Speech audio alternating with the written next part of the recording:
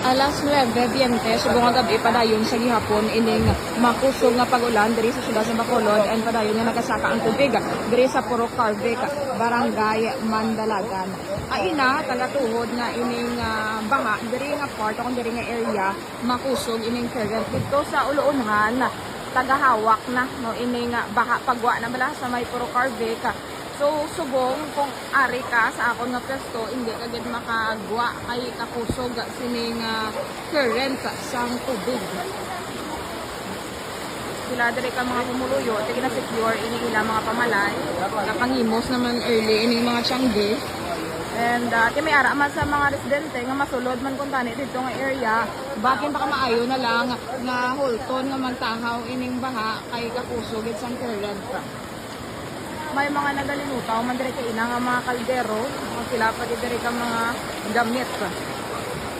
As of now, ang pag-ulan dire sa siyudad ng Bacolod nagapadayon gihapon na batik kung i-compare kay ina mga alas 8 tutulog ito, masubong medyo tulog kalisi na lang, but makita naton ining effect no sining kayuyon nga pag-ulan kapin isa na ka oras.